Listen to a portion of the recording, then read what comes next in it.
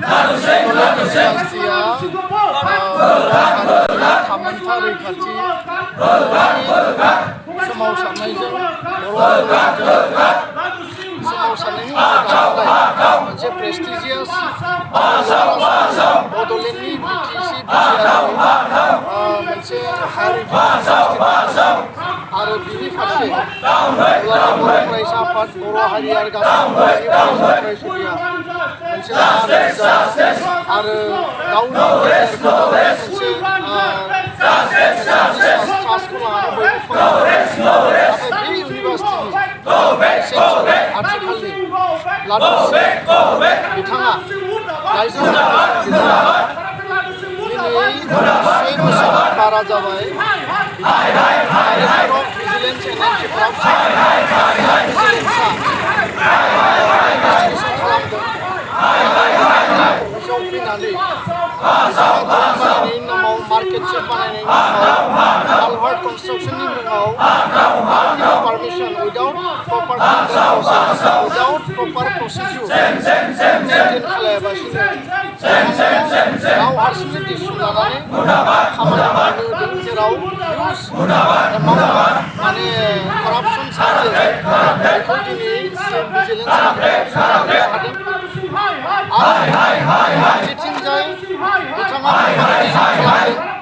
थोंजोङै जों बिथाङा जाय फाइनान्स अफिसार बेखौ इलिगेलि एपइन्टमेन्ट होदों आरो लोगोसेनो डक्टर नीलकमल सिंह बिथाङा सेक्सुवेल हेरासमेन्ट चार्जआव सासपेन्ड जानानै दङ आरो सासपेन्ड जाना थानाय मानसिनो दरमा होदों बिथाङा। आरो फारसेथिं मेल'डि थांजामनाय सासे पिएइचडि स्कलार बिथांखौ फेभरिटिज्म खालामनानै उइदाउट एनि उइदाउट इन्टारभिउ बिथाङा बेखौ माने एडमिसन होदों। जों नुदों जे मोनसे कमिउनिटि मोनसे माने गावनि फेभरिटिज्मनि सार्थ मन'पलि आरो डिक्टेटरशिप बाहायनानै लाइजाम लादुसि बिथाङा दिनै इउनिभारसिटिखौ सालायदों। इउनिभारसिटियाव मालाबा टाइम मथे रिजाल्ट होनो हाया, मालाबा टाइम मथे मार्कशीट होनो हाया, सिटखौ मोना, स्टुडेन्टनि एडमिसनाव खेलिमेलि, स्टुडेन्टनि रिजाल्टआव खेलिमेलि, स्टुडेन्टनि एग्जाम कन्डाक्टआव खेलिमेलि आरो गोबां माखासे थासारिखौ दिनै जोङो दुलाराय बर' फरायसालि आरो एफिलिएटेड कलेजनि स्टुडेन्टफोरनि आरो आनसलिक आरो इउनिट कलेज इउनियन बडिफ्रा सम धरना डेम'क्रेटिक पन्था लाबोनो गोनां जादों। बेबायदि प्रेस्टिजियास इउनिभारसिटिखौ आन्दलन खालामनायनि गोसो गैया आरो आन्दलन खालामनानै सिटिजों नाथाय दिनै बिथाङा अलरेडि एरेस्ट जाबाय। गुवाहाटि हाइकर्टनिफ्राय लानानै दिनै दोनदों। चिफ सेक्रेटारि अफिसनिफ्राय आसाम गभर्नमेन्टनिफ्राय दिनै इउनिभारसिटियाव लेटार हरदों जे बिथांनि सायाव एक्सन टेकेन रिपर्टआ जोंनि दिनैनि दाबिया जाबाय इमिडियेटलि लाइजाम लादुसि बिथांखौ सासपेन्ड खालामनांगौ। Honourable governor of Assam, honourable chief minister of Assam जोंनि जि दाबि आरो दाख्लैबावै जों धरना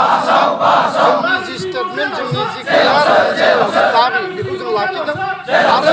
2 नम्बर पइन्टआ जाबाय इमिडियेटलि बिथांखौ बोखारनानै बिथांखौ रिमुभ खालामनानै बिथांखौ सासपेन्ड खालामनानै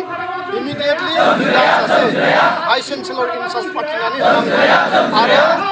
बे इउनिभारसिटिखौ बासायनो, बे इउनिभारसिटिनि मान मर्यादाखौ बासायनो, फरायसा फरायसुलिनि भबिष्यतखौ बासायनो थाखाय आसामनि राज्यपाल आरो इउनिभारसिटिनि चेन्सेलर बिथाङा गावनि दायित्वखौ मावफुंनांगौ। जों आल्टिमेटाम होदों सप्ता खनसेनि गेजेराव आसाम सरकार, आसामनि रायजो बेंगिरि मानगोनां बिथांमोना डिसिसन लानानै बिथांखौ बोखारनांगौ आरो जुदि बोखाराब्ला 1 आगस्टनिफ्राय जोङो बेयाव माने पार्मानेन्टलि हर सान डे नाइट जोङो आन्दलन गणतान्त्रिक बाथ्रानि गेजेरजों जोङो बेयाव माने प्रटेस्ट खालामगोन। आं बे बाथ्राखौनो बुंबाय आरो बयबो रायजो राजाया दिनै नुदों जे बिथाङा एरेस्ट जानानै बिथाङा माने दायाव एक्युज जानानैबो दिनै बिथाङा इउनिभारसिटि सिङाव खारखोमादों। दाखालिबावै बिथाङा फाइल पत्र सानफुंनि 7 बाजियाव लानानै गुवाहाटी इउनिभार्सिटिनि गेस्ट हाउसआव साननै थाखोमादों आरो मैया मोनाबिलियाव बिथाङा सिकिउरिटि लानानै फैबाय आरो जों खावलायगोन प्रसासना क'क्राझार जिल्ला डिसि एसपिखौ जोङो खावलायगोन प्रसासना मदद जाय माने करापसन चार्जआव दुर्निथियाव दङ जायहा एक्टिउज जायनि सायाव एरेस्ट माने जानानै दङ हाइकर्टआ बेखौ इन्टारिम माने बेल होथ'दों बे मानसिया पुलिस खालामनायनि खुनु माने नैतिक अधिकार गैया लिगेल गैया राइट गैया आरो प्रसासना बेखौ माने रक्षणाबेक्षण होनायनि खुनु बाथ्रा गैया बिथांखौ एरेस्ट खालामनांगौ खुनु कारनाव बिथांनि इन्टारिम बेलखौ बाहाल लाखिनाङा आरो लोगोसेनो गोदान आइसिएसआव बेयाव माने इनसार्ज थिसननांगौ जोंनि दाबि आरो बे दाबिखौ लानानै दुलाराय बर' फरायसा आफादा कन्टिनिउसलि जों मावगोन बे समानि गेजेरजों आसामनि रायजो बेंगिरि बिथांनो आरो आसामनि गिबि मन्थ्रि बिथांनो सोलोंथाइ महरै गथायगोन आरो बिनि रेसपन्सखौ जों आरो बिनि उनाव सप्ता खनसेनि उनाव जोङो इन्डिपेन्डेन्ट मोनसे प्रटेस्ट डेमनस्ट्रेसन जों जोबोद प्रिपेयार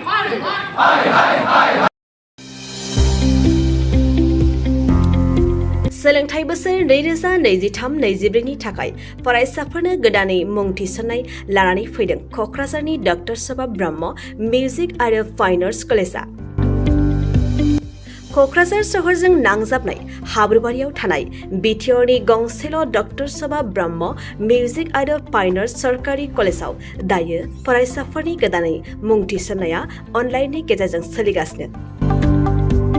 फरायसाफोरा क'क्राझार मिउजिक एन्ड फाइन आर्ट्स.in वेबसाइटआव थांनानै मुंखौ थिसननो हागोन।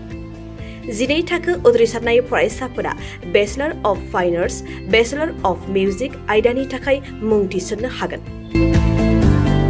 बे सरकारि कलेजाव मोजां सोलोंथाइजों लोगोसेयैनो हौवासा हिन्जावसाफोरनि थाखाय आलादा आलादायै हस्टेलनि खाबुबो दं। गोसो गोनां फरायसाफोरा क'क्राझारनि डक्टर सभा ब्रह्म मिउजिक आरो फाइन आर्ट्स सरकारि कलेजाव गोदानै मुं थिसन्नोब्ला नैबे मबाइल नम्बर 9085292451 आरो 93654912557 आव थोंजों सुलाद लानो हागोन।